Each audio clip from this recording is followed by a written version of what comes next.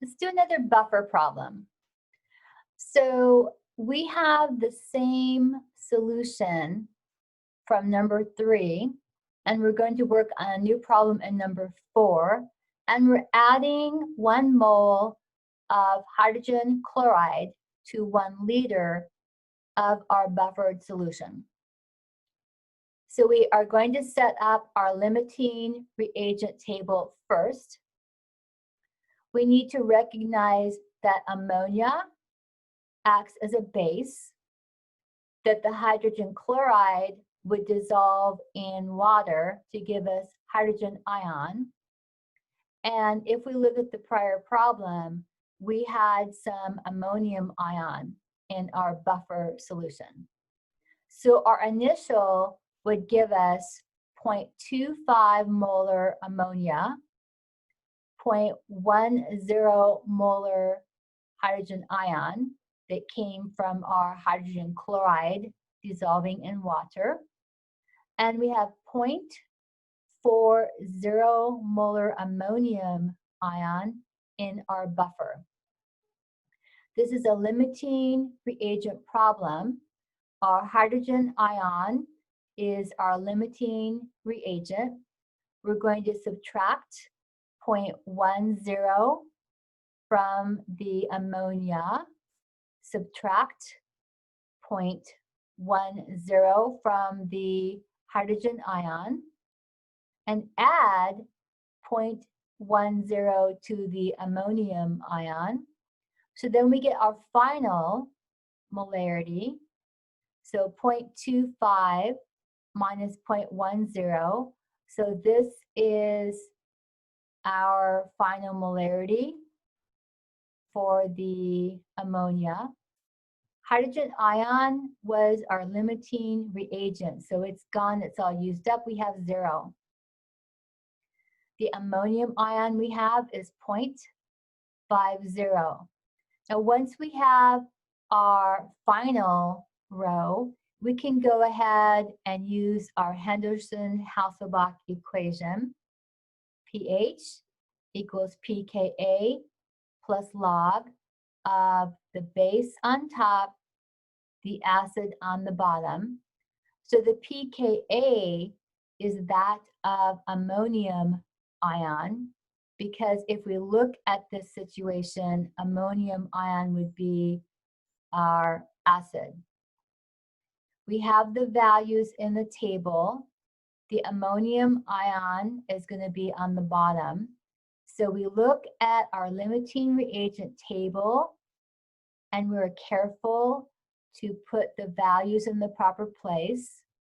So this was my concentration of ammonium ion. Therefore, it goes on the bottom. This is my concentration of ammonia. Therefore, it goes on the top.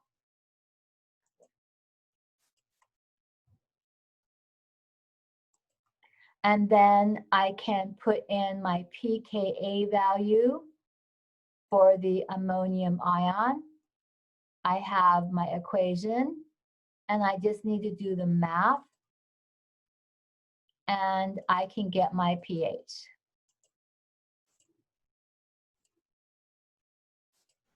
So if a problem does not require you to use the ICE table, you can go ahead and first use your limiting reagent table, and then from that, you can use the Henderson-Hasselbalch equation.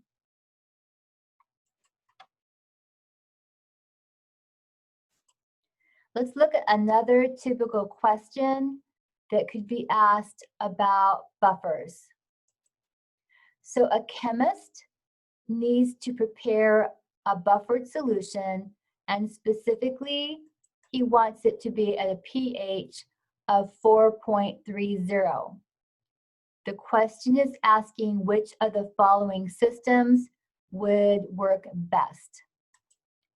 So we are given the Ka values of various acids.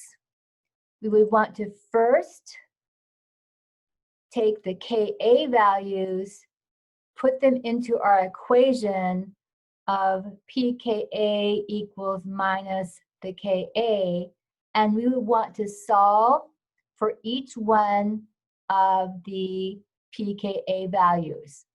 So we do that from the Ka for each of our weak acids.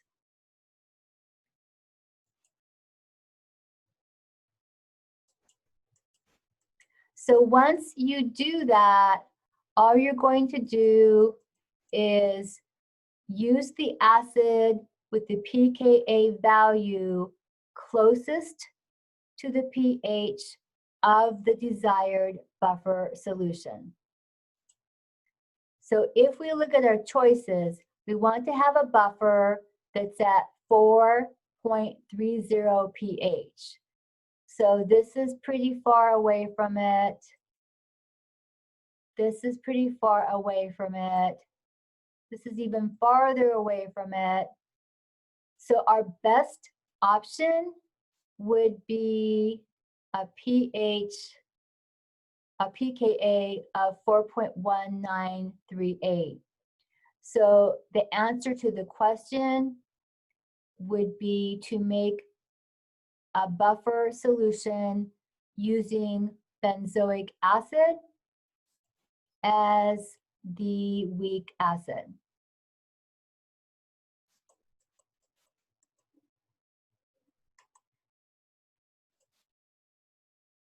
So if you get a question like this, you just want to take the individual pKa values, calculate, the individual Ka values, calculate the pKa's, and then choose whichever one of the pKa values is the closest to the pH of the buffer that you want to make.